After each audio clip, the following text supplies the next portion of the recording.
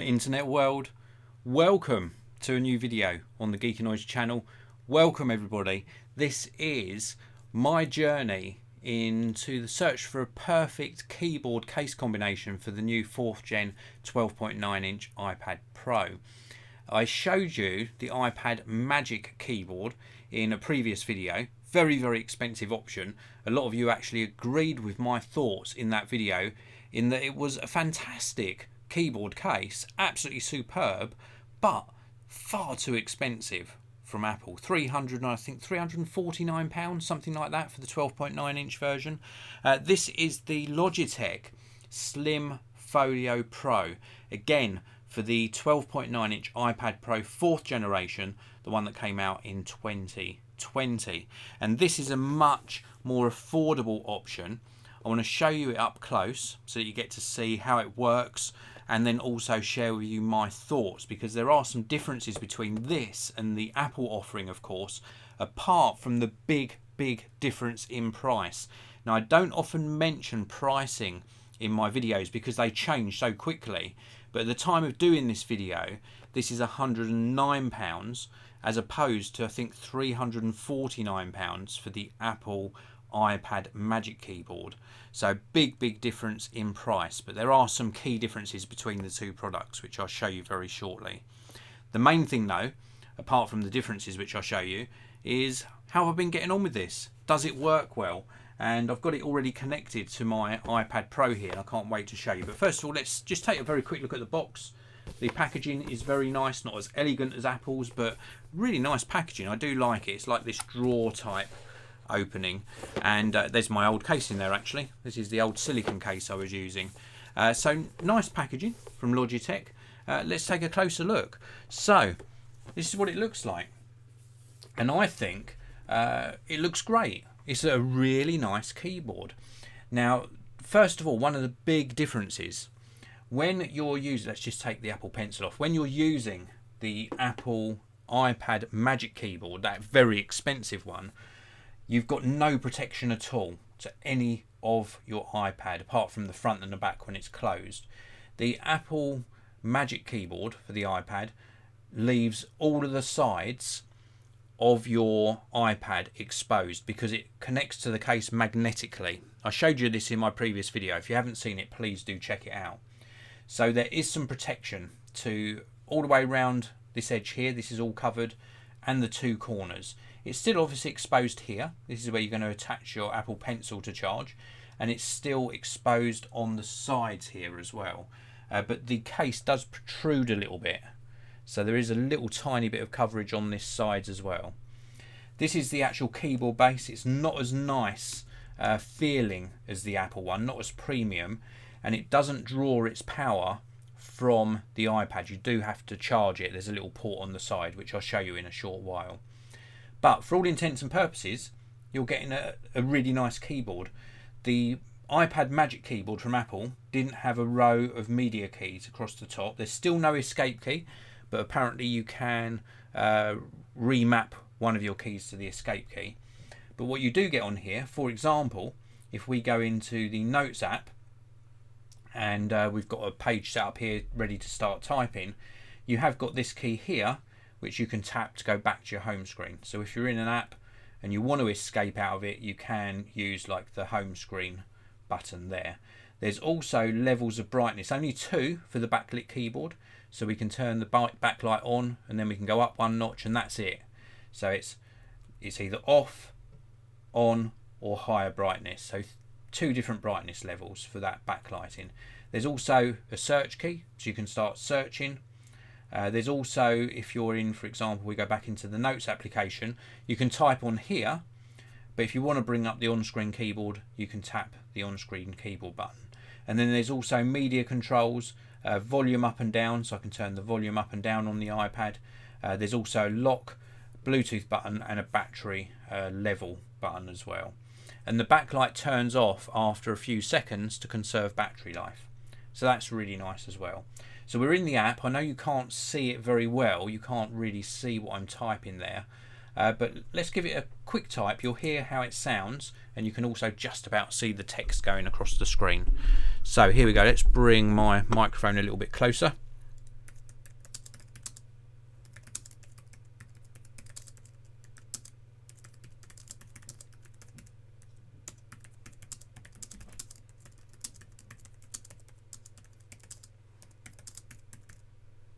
Oh, typo.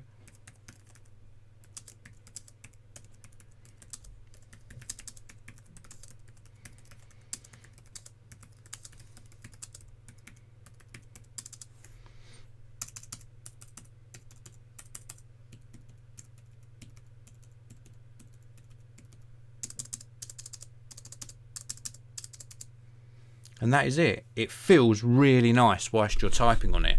Now, I do want to mention, excuse the noise of me moving the mic there.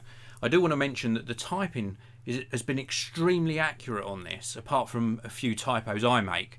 And the transition across from using my MacBook Pro to using this, and then also moving across from the iPad Magic Keyboard, has been very minimal. It's been really nice using this to type on. It's not quite as rigid when you're using it on your lap, and you haven't got that flexibility of angling the screen as much as you have on the Magic Keyboard. But this one can do another trick as well, so let's show you that. So on the Magic Keyboard you had like a floating design, so you could sort of angle the keyboard, or sorry, angle the screen or the iPad whilst it was attached to the case. With this one you can't have that flexibility, but it does do one additional thing. So you pull up from the bottom here, and that releases the iPad, and you can see the on-screen keyboards popped up. But what you can do is you can actually either fold it down, so you can fold it down to completely close and lock the iPad, or, and this opens a lot easier than the Apple one. The Apple one you had to hold the base down, or you can lock it into place. So this is your only angle for the screen. There's not multiple angles, so you've got one angle for the screen. Very important to take note of that. But what the Magic Keyboard didn't do from Apple is you couldn't put it down into this position and then use it like a regular tablet, albeit quite bulky. It is quite bulky like this, but the keyboard stops working, so it's not going to push the keys accidentally. But now you can type using obviously the on-screen keyboard, and you can interact with the iPad in the normal way that you would. So that's really nice. I do like that a lot. Now I can show you this a little bit better now. So we have got protection on the bottom of the screen here, or bottom of the iPad I should say, and round the corners. We've got protection or bumpers around these top edges, and then if we close the iPad, it does automatically sort of lock. Now it's locked, and then what I can do, you can see the cutout there for the camera on the back, and then what I can do is I can actually pull this flap over and completely close the case.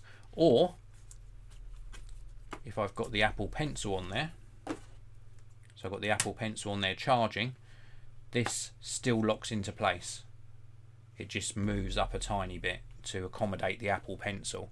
So that's really nice. The fact that I can have the Apple Pencil still on there charging is protected as well, much more protection to your iPad than the Apple version. I think this is really nice. It is a bit heavier than the Apple version, a bit thicker as well, and that's because it has to accommodate a battery. There is a charging port just here for charging, so you do have to charge the case from time to time. I haven't had to charge it yet. What sort of port is that? It's a USB-C port, so at least it's USB-C for charging the battery in the case, and you can see here that it dips down, and then this is where the keys start.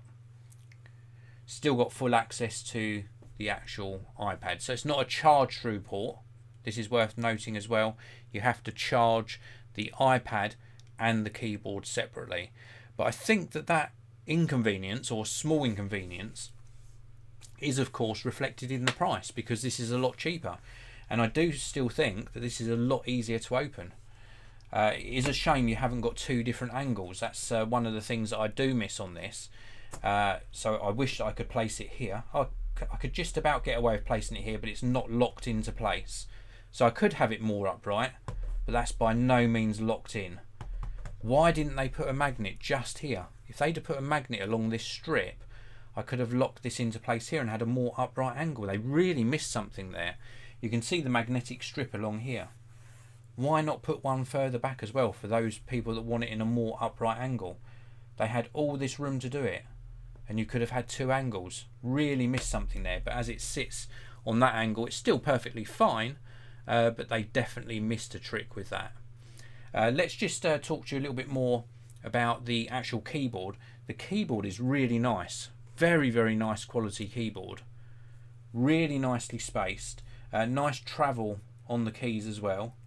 It feels like an older MacBook Pro, but the spacing is brilliant, and I really do appreciate that we've got proper layout to the keys, really nice symbols, sort of nice printing, nice show through on the backlighting, and I really do appreciate as well all of these multimedia function keys. So not true function keys, but at least we've got sort of multimedia keys and controls for the backlight, search and going home, for example.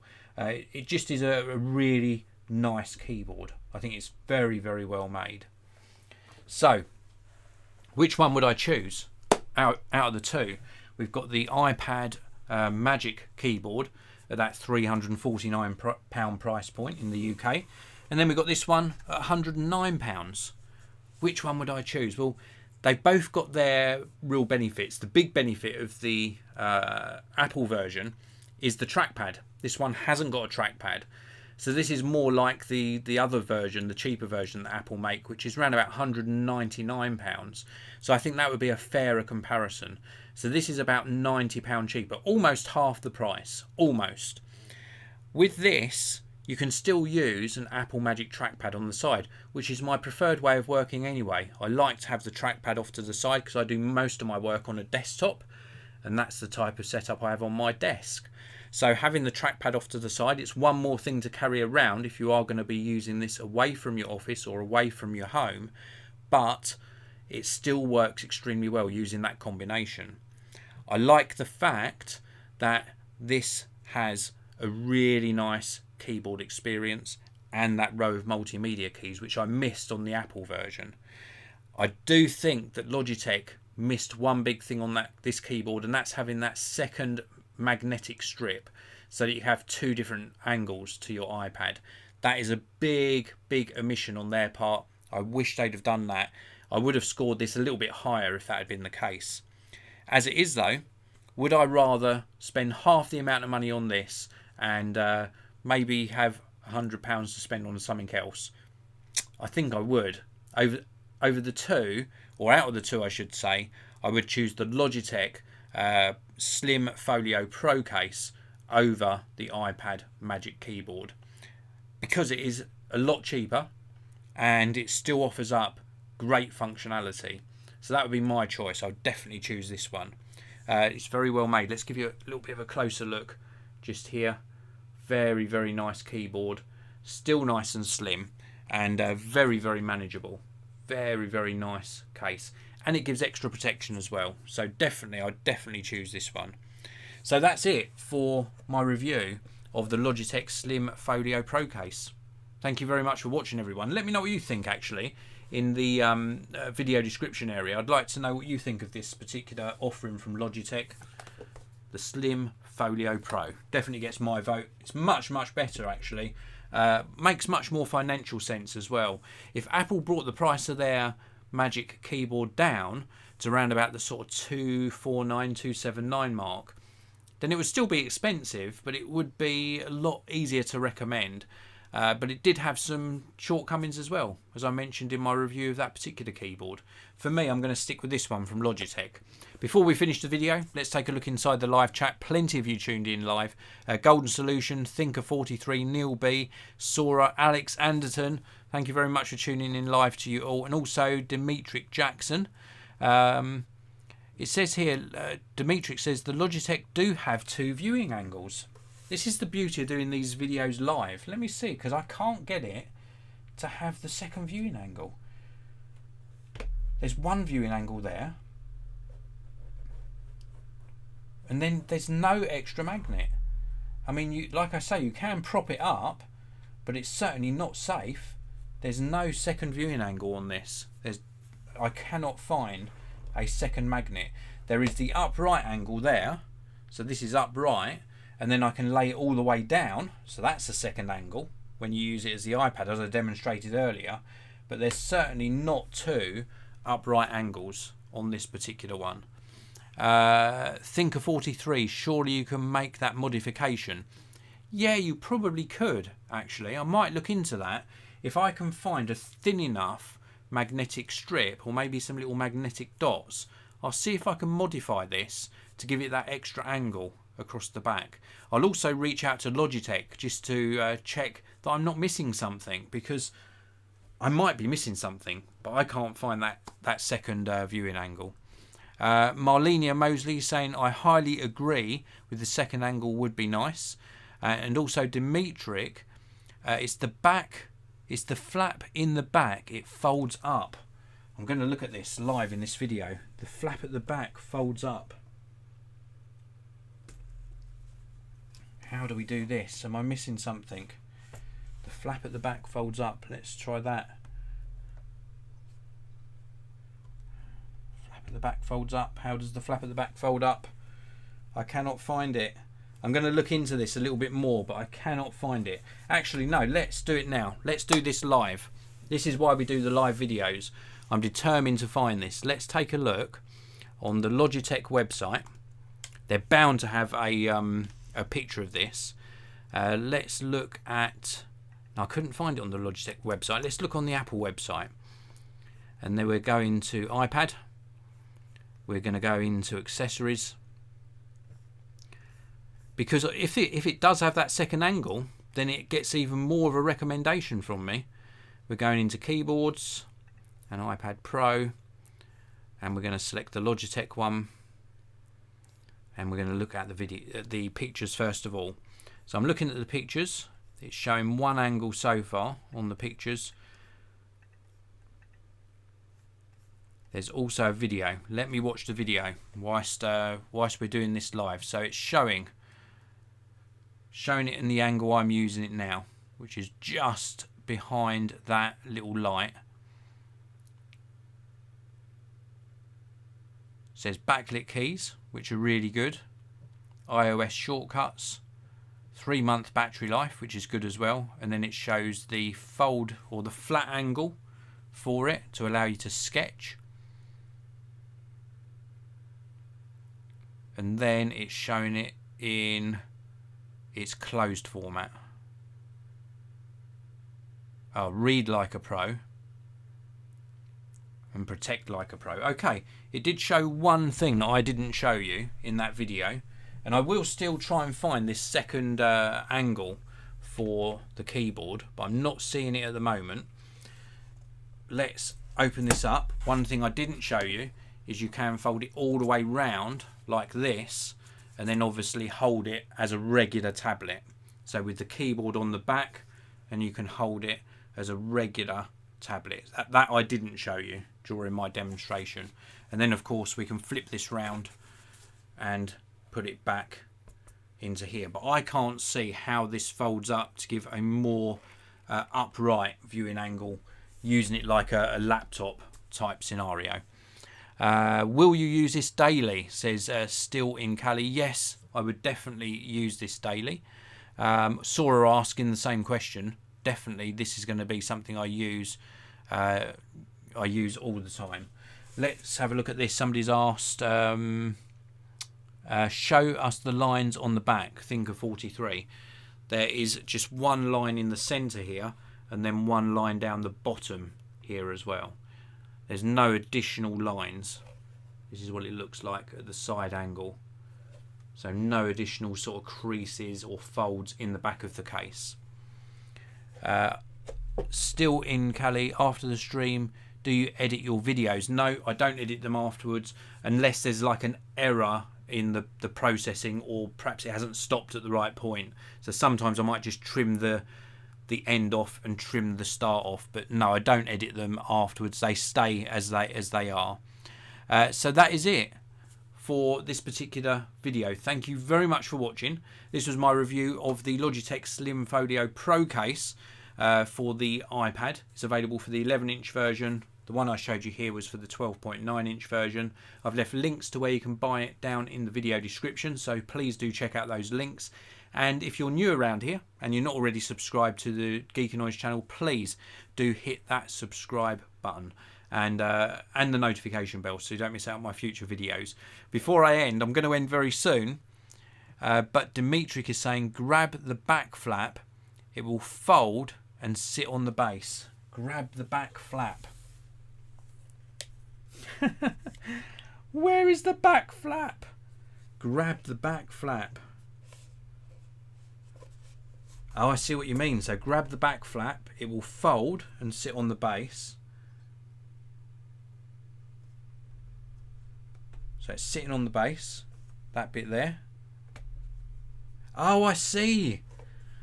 I've got it. Thank you so much. Thank you so much, Dimitri. I really do appreciate it. We found the second angle. So this is the more sort of laid back angle, and then this back flap here, if we pull it forwards and then just pinch in so that it's sitting like that, then it does make the screen more upright. So this is the more upright, and then that's the further down one. So and then more upright, we just pinch in, and now this is more upright. I'll show you that once more. Thank you so much. So there you go, more upright angle, and then more laid back angle. Very, very cool. Thank you very much, Dimitri. I've got it. Excellent. And that's the beauty of doing the live videos. A lot of you ask, actually, before I end this, and I will end the video, a lot of you ask, why do I do all my videos live? And it's because of this exact example.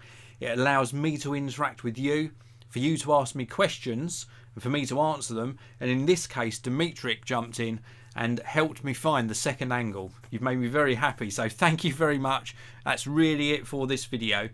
Please do tune in again for another video on the Geekanoids channel. I'll see you all in the next one.